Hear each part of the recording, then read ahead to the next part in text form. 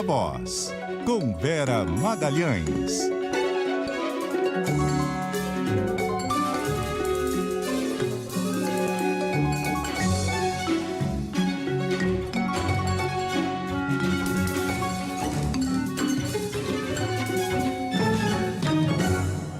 Viva Voz, Vera Magalhães, boa noite. Oi, Bocardi, boa noite, Carol, todo mundo que nos ouve e nos assiste. Oi, Vera. Bom, como você disse, o Senado formou maioria contra o marco temporal no caso das terras indígenas, a gente vem até noticiando isso hoje aqui, só que daí o Senado reagiu querendo reeditar o projeto. O pessoal está em conflito, o que vai acontecer? É um conflito que já vem aí se agravando nessas 2 últimas semanas, Bocardi, um conflito algo inesperado, eu vou te dizer, porque o presidente do Senado, Rodrigo Pacheco, era alguém muito próximo dos ministros do Supremo, ali uma espécie de guardião do bem-estar do Supremo junto ao Senado, evitou que pautas que eram contrárias aos ministros prosperassem, como a ideia de rever a idade para aposentadoria, impeachment de ministros do Supremo, uma CPI para investigar o judiciário, tudo isso ele matou no peito. E vinha matando no peito também essa questão do marco temporal. Ele não queria que o Senado julgasse, segurou o projeto que chegou a ser aprovado na Câmara e preferia que isso fosse tratado pelo Supremo Tribunal Federal, que também vinha postergando o assunto. Mas Pacheco ficou irritado na semana passada com a ideia de que coubesse ao Supremo descriminalizar o porte e o uso de maconha em pequenas quantidades, né?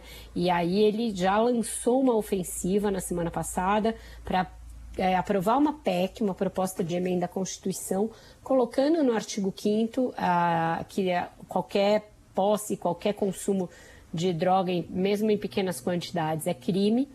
E isso foi o primeiro momento em que a relação pareceu estar azeda entre os dois poderes. E agora, com a iminência de que o Supremo finalmente ponha na gaveta a questão do marco temporal para a demarcação das terras indígenas, o Senado vem ali a público e anuncia que pode retomar a discussão do projeto que veio da Câmara, retomar na Comissão de Constituição e Justiça, que é presidida pelo Davi Alcolumbre. Davi Alcolumbre e o Rodrigo Pacheco são aliados, um dá suporte ao outro. O Pacheco sucedeu o Alcolumbre e a previsão deles é que o Alcolumbre o suceda daqui a 2 anos. Então, se o Alcolumbre puser para votar, ele está fazendo isso de comum acordo com o presidente do Senado.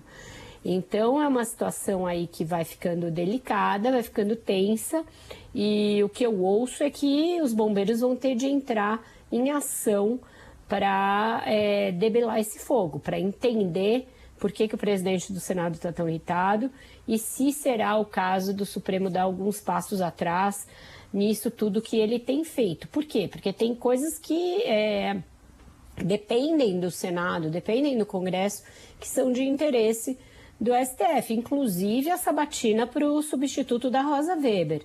Se a situação ficar muito ruim, se criar um climão entre Senado e Supremo Tribunal Federal, pode acontecer de novo, o Senado segurar por meses a fio uma indicação, como aconteceu com o André Mendonça. Lá atrás, todo mundo há de se lembrar que o mesmo Davi Alcolumbre deu um chá de cadeira no André Mendonça de muitos meses, quase 1 ano. Então, eu tenho ouvido muita preocupação ali, interlocutores dos dois, entre ministros do Supremo, entre senadores próximos ao Pacheco, de que é necessário melhorar essa relação, de que em algum momento eles vão ter de sentar para conversar. Aí só não sabem se caberá a Rosa Weber fazer esse approach ou se já vai ser uma missão para o ministro Barroso, que assume a presidência do Supremo na quinta-feira da semana que vem, numa posse bastante concorrida. E até porque tem outras polêmicas aí quicando, né, Vera? Você falou de marco temporal, dessa questão do porte de drogas. Teve a decisão do ministro André Mendonça de permitir que uma testemunha simplesmente não vá à CPMI dos atos golpistas. E o Supremo marcou para sexta o julgamento de uma ação que trata da liberação do aborto. Mais um tema polêmico e certamente mais uma fonte de ruído aí com o Congresso, né? Certamente, Carol. E neste caso, o ruído deverá ser com a Câmara, porque é na Câmara que a bancada evangélica é mais ruidosa, é mais volumosa e mais atuante. E esse tema do aborto é um tema caro aos deputados. Eles acham, igualmente, é o que os senadores têm dito, que essa é uma questão do Legislativo e que não é o caso do Supremo Tribunal Federal legislar sobre isso, porque eles ficam insistindo aí que o que se trata é de legislar num assunto que não cabe ao Supremo. Mas a gente tem de lembrar que a Corte só está julgando esses casos porque existem ações, portanto, ela foi demandada para isso pelas ações que chegaram lá, ações de descumprimento de preceito fundamental, ações diretas de inconstitucionalidade, e mesmo essas ações ficam anos e séculos até serem julgadas no Supremo. Então, o que o tribunal fez? Olha, chega essa ação aqui, mas eu vou segurar na expectativa de que o Congresso delibere. Só que o Congresso também nunca delibera. E aí, uma hora, as questões se impõem, porque a sociedade demanda que elas sejam discutidas. Então, é nessa condição que tanto a questão do marco temporal, quanto a questão do aborto e essa da descriminalização das drogas, vieram para o plenário depois de muitos e muitos anos da apresentação de ações e de impasses com o Congresso. Então, eu acho que vai ser o caso de sentar a cúpula desses dois poderes. Eu acho que, nesse caso, o Executivo pode ficar fora da pinimba e vai querer ficar fora, porque já tem suas próprias tretas. E aí discutir, olha, tudo bem, o Supremo pode não deliberar, mas vocês vão legislar a esse respeito? Vão legislar de que maneira? Então, eu acho que a coisa vai por aí. Na questão do marco temporal, acho que não é o caso, porque é claramente uma questão que diz respeito à interpretação do que diz a Constituição. Então, nesse caso, é matéria constitucional e é matéria do Supremo, sem sombra de dúvida. E tem muita dúvida até de se um projeto de lei poderia deliberar sobre algo que está na Constituição, e a maioria dos juristas entende que não. Então, esse projeto da Câmara é meio natimorto. Mas, em temas como drogas e aborto, são temas muito gerais de interesse da sociedade, que o ideal, de fato, seria que o Congresso tratasse. Mas aí precisaria ter um compromisso de que o Congresso vai tratar disso. Vera, sobre Rosa Weber aí, com a saída dela, você ontem falava aqui sobre possíveis nomes e tal, acabou escrevendo sobre isso também, o que repercutiu? Nossa Senhora, Bocardi, bastou escrever sobre isso que todos os candidatos a todos esses cargos começaram a me ligar e me escrever para dizer que estava errado, que na verdade não falam assim, olha, faltou o meu nome aí nessa lista, mas é como se dissessem, entendeu? Porque um querendo queimar o outro, um dizendo que não é bem assim, que o outro não está com essa bola toda, e todos os alvos querendo queimar o ministro Flávio Dino. Então, é bom que ele esteja com as suas O que fichas. só confirma que ele é o favorito, né, Vera? Se todo mundo quer queimar, deduz-se que... Pois é, mas esse é aquele caso em que você sai para caçar e você tem que voltar com a caça, senão depois você pode ficar sem fome, porque sem comida e com fome, porque tem tanta gente agora já querendo a cadeira dele e reclamando dele, que se ele não for para o Supremo, ele vai sofrer muito ataque especulativo. Ele é alguém que já está sob ataque desde o início do governo, e era um ataque bolsonarista, muito incisivo, muito enfático, mas que agora, com esse favoritismo para ir para o Supremo, ganhou uma certa antipatia também nas hostes petistas e nas hostes ali ditas progressistas, de expoentes do Prerrogativas, que é um grupo de advogados muito próximo ao PT, muito próximo ao Lula. Então, o Dino está meio queimado também à esquerda neste exato momento, porque ele acabou despontando sobrenomes que o PT preferiria ver ali no Supremo Tribunal Federal. A campanha toda do PT e do Prerrogativas era pelo advogado-geral da União, Jorge Messias. E ele, por algum tempo, foi favorito, e alguma coisa aconteceu, uma coisa que ninguém explica direito o que foi, mas o Dino ascendeu e passou à frente do Messias. E desde então criou-se uma briga pelo seu cargo, caso ele saia, mas também, caso ele não saia, ele vai ficar sob um fogo cruzado. E esse fogo cruzado hoje está muito representado lobby para que haja uma divisão da pasta. Então, ainda que ele ficasse, esse lobby para que o Ministério da Justiça seja dividido em dois, ele vai continuar, porque ele já está instalado. E aí a ideia seria tirar poderes dele, desidratá-lo e fazê-lo ficar só com a Justiça, sob o argumento de que a sua gestão sobre a segurança pública fracassou. Então, a gente ouve de todos os lados que querem queimá-lo, ele fracassou na segurança pública. Embora ninguém dê um dado específico a esse respeito, essa é a pecha que querem colar na testa dele. Então, esse é o momento. O Dino forte para o Supremo, mas ainda não definido. E o Lula tem demorado muito nessas escolhas e nessas definições. E com um fogo amigo bastante forte ali sob os seus pés. Vera, mudando aqui de assunto, o presidente Lula se encontrou com o presidente americano Joe Biden hoje. Eles fizeram um coro sobre a proteção a trabalhadores nesse novo mundo do trabalho.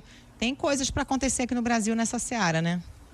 Tem, Carol. Os dois fizeram ali uma série de cartas de intenções em relação a essa proteção de trabalhadores, principalmente trabalhadores da chamada economia digital, né?